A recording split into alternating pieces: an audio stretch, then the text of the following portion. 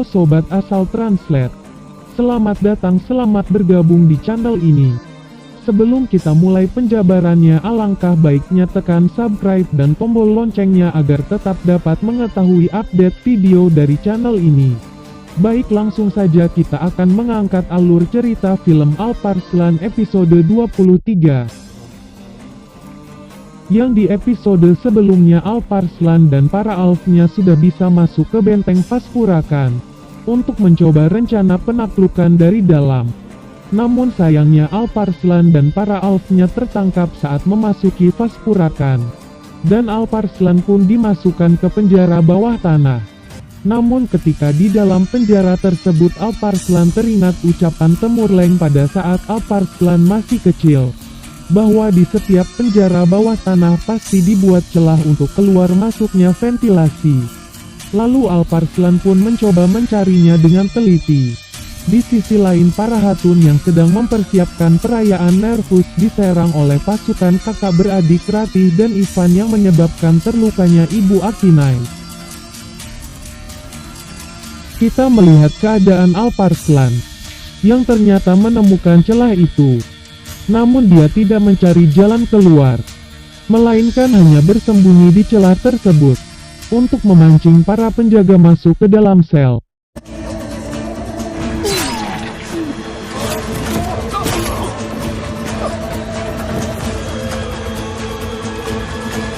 Di sisi lain, menampilkan Sultan Turgul yang sedang berdiskusi dengan Usta El-Biruni, untuk penaklukan Faspurakan.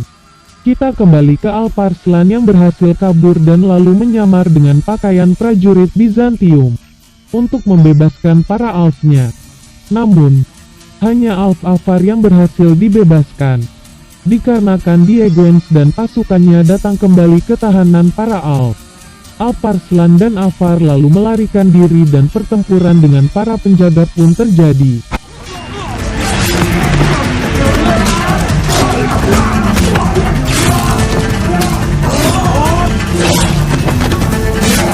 Namun Alparslan dan Avar berhasil melarikan diri setelah banyak mengalahkan para penjaga, dan Avar mendapatkan kuda untuk berlari keluar Faspurakan. Alparslan pun singgah di markas besar dan bertemu dengan Yinalbei, dan tak lama kemudian Alf dari Yinalbei memberikan kabar bahwa ada pasukan Bizantium dalam perjalanan, dengan seorang Hatun yang sedang menodongkan belati kepada salah satu prajuritnya. Yang ternyata tidak lain Hatun tersebut adalah Akcha Hatun, Hatun tercintanya Alparslan Ohnau. Tanpa berpikir lama Alparslan pun langsung bergegas untuk menemui pasukan Ratih. Setelah berhasil menemui pasukan Ratih, pertempuran tidak dapat dihindarkan lagi.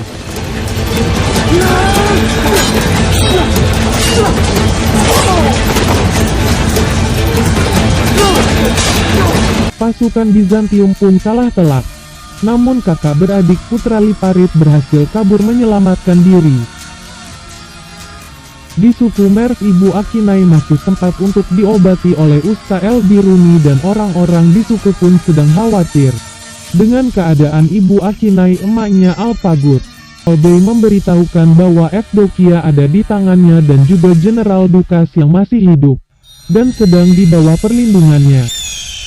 Di sisi lain, Sultan Turgul, Hasan Bey, Batur Bey dan yang lainnya ternyata sedang menyamar sebagai pedagang agar bisa masuk ke Faspurakan. Namun para penjaga Faspurakan tetap curiga dengan penampilan Sultan Turgul dan yang lainnya. Karena kecurigaan para penjaga, Sultan pun membolehkan penjaga menggeledah barang bawaannya. Dan ternyata yang berada di dalam kereta rombongan Sultan bukan barang dagangan, alias di dalamnya adalah prajurit-prajurit Seljuk yang sudah siap menyergap.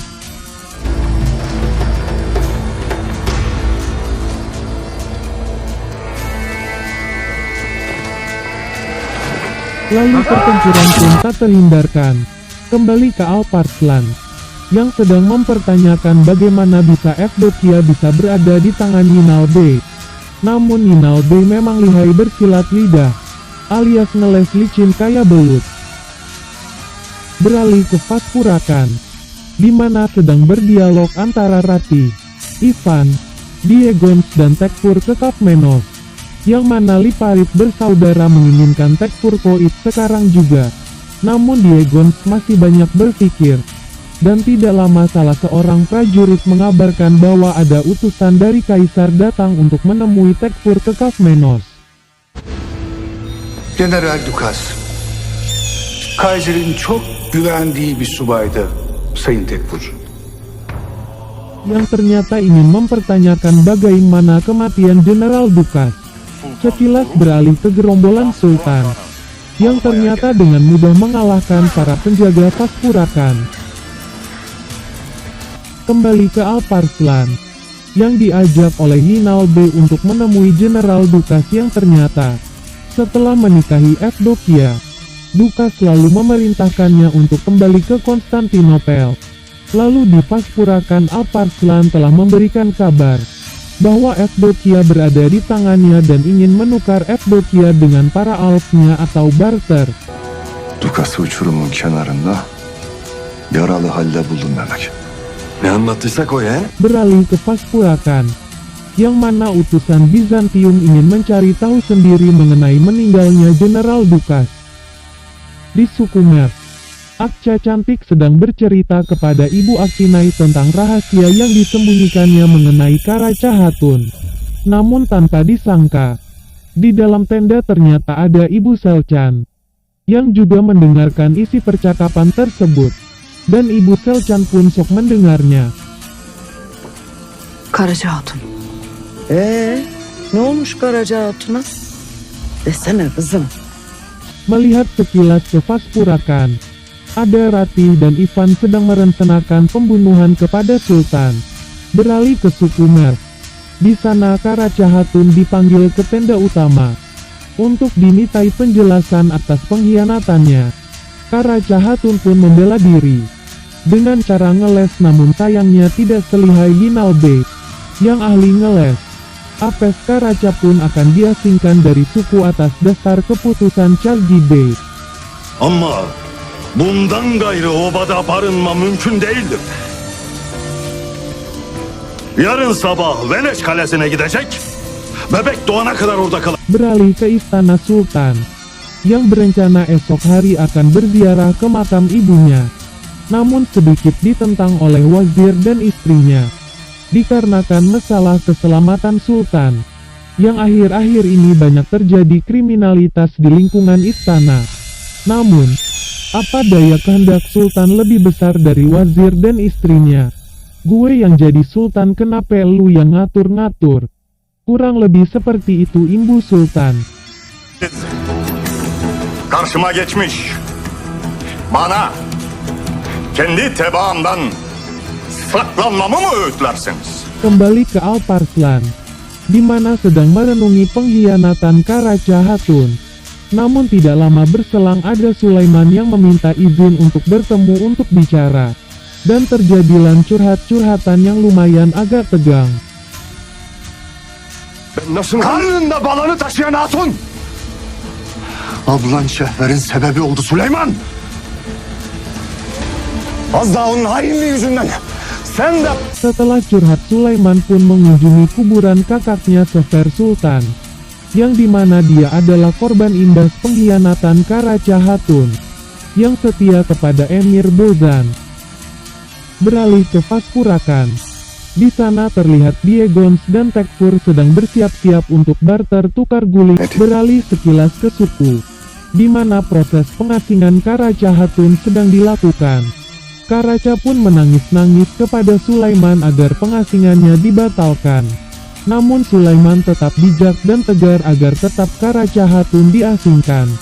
Karena memang masih banyak cewek-cewek di suku yang lebih bohai dan cakep daripada Karaca Hatun, pikir Sulaiman Bey.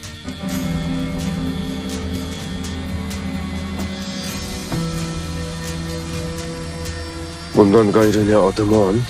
Kembali ke pengadaan barter antara 3 Alps dan Evdokia, di mana terjadi sedikit dialog antara Diegons dan Alparslan, yang mencapai kesepakatan bahwa harus secara bersamaan mengeluarkan tawanan dari dalam kereta. Namun tak disangka yang keluar dari dalam kereta Alparslan untuk dibarter adalah Jenderal Dukas.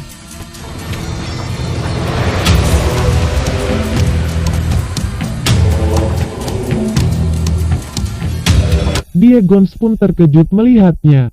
Dan tanpa pikir panjang Jenderal Dukas langsung mengambil alih komando pasukan Vaspurakan dari Diegons dan memerintahkan pasukannya untuk menangkap Diegons. Dan Diegons ternyata adalah salah satu dari orang yang kena apes juga. Deniyoruz.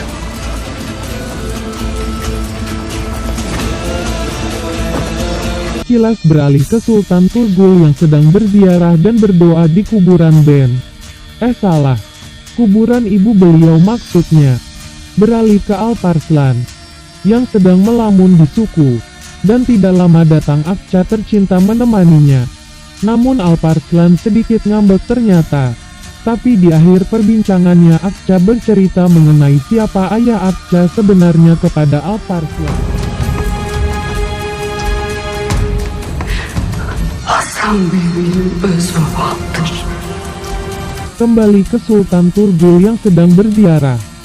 Setelah melakukan amin dan mengusap wajah dengan tangannya, tak terduga keluarlah seorang prajurit Bizantium dari dalam kuburan ibunya lalu menyerang Sultan dengan pisau belati.